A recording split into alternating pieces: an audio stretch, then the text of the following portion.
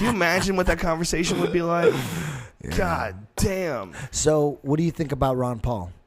I think Ron Paul is a very sensible man. He believes in some strange things. He's very religious, but his overwhelming belief in the Constitution is more important to me than whatever religious beliefs that he has to have, to get him through his day, or chooses to subscribe to, or whatever. For whatever reason he believes in, creationism and a lot of those other things. He doesn't believe in the theory of evolution. There's a lot of things that he doesn't believe in.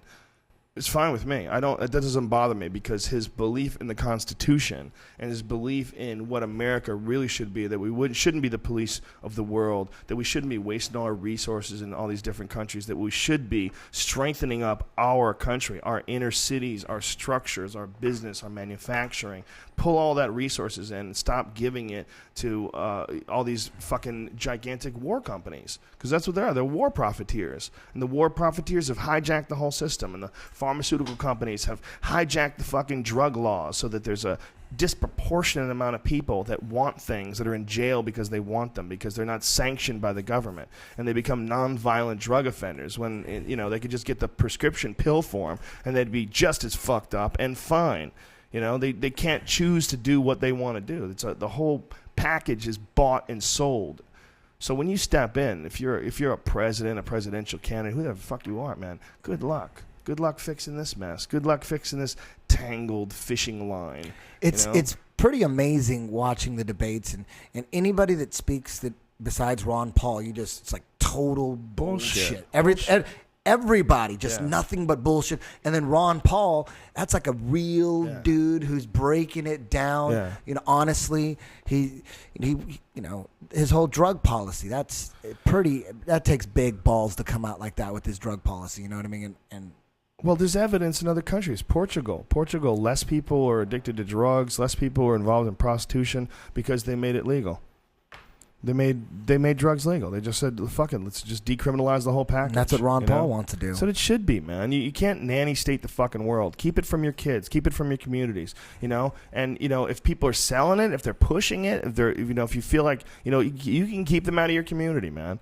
You could. They're criminals. You should get rid of them. But for people who have it, let them do whatever the fuck they want, man. Let them do whatever they want. That's how it should be.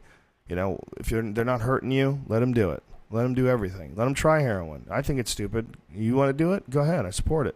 I don't want my kids to do it. I'm going to try to educate them as much as possible. Stay the fuck away from heroin. But ultimately, they can get it. They can get it anyway. Who are you going to vote for?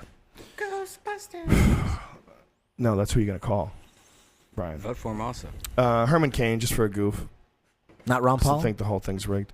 Yeah, I'll vote for Ron Paul. Sure, I'll vote for Ron Paul. But, Ron Paul is probably not going to get into the position to be the Republican nominee. So I have to register as a Republican, which is just gross. Do you think they're going out of their way, the media, to ignore him? Sure, of course they are. I saw one show, this was the most hilarious version of it. They were talking about how Mitt Romney at the time and Rick Perry were battling out for the second and third spot. So battling out for number 2 and number 3. And then they started going into this whole battle between number 2 and number 3 and what Mitt Romney needs to do and what Rick Perry needs to do. All the while ignoring Ron Paul because he was number 1. They didn't even talk about Ron. They just talked about these two dudes battling out for 2 and 3 and who's going to emerge. Why do you think the media is ignoring him? Because he's not media-centric. He doesn't do anything that all these giant corporations want. Everything that he says is like utopia, dream state where the military-industrial complex doesn't really have control over Congress and the politicians and everyone at the top of the heap.